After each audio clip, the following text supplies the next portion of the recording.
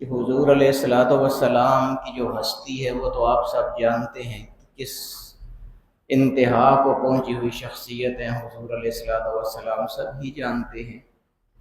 حضور صرف کسی کے لیے کوئی دعائیہ جملہ بول دے تو وہی اس کی کامیابی کے لیے ضمانت ہو جاتا ہے، کسی کے لیے دعا فرما دیں اور پھر اگر کسی کے لیے جنازہ پڑھ دیں تو اس کی بخشش میں کیا شک ہو سکتا ہے۔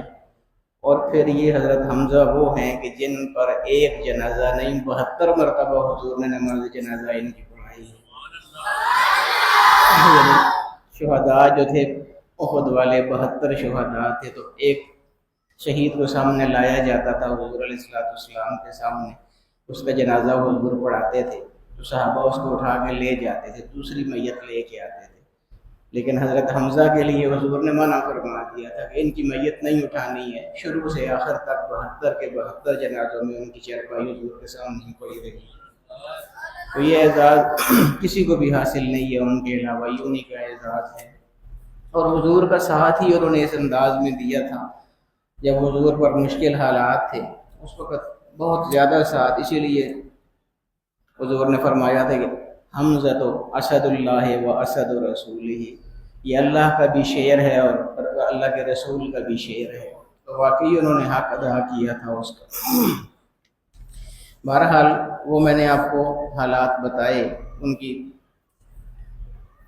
شہادت، پھر ان کا جنازہ، وہ ساری چیزیں آپ کو بتائیں۔ تھوڑا سا ابھی رہتا ہے، اس کو انشاءاللہ آج ہم مکمل کرتے ہیں۔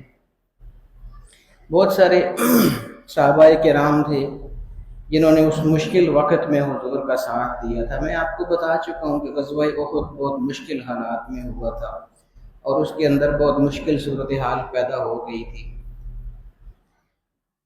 ان مشکل حالات میں جن صحابہ کرام نے اپنی جانیں لٹائی تھیں ان کا ہم تذکرہ کر رہے ہیں، سارے جو آپ پچھلے جمعوں میں سنتے رہے ہیں۔ ایک ان میں حضرت مصعب رضی اللہ تعالیٰ عنہ، میں نے آپ کو بتایا تھا کہ حضرت حمزہ حضور کے بہت چہیتے تھے، بہت پیارے تھے، بہت حضور کو ان سے پیار تھا، لیکن دیکھیے دین کے لیے ان لوگوں نے کتنی مشکلات اٹھائی تھی۔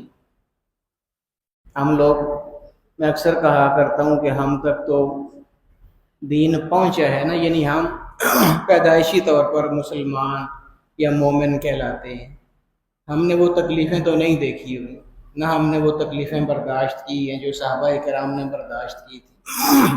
ان کی ان تکلیفوں کی وجہ سے دین ہم تک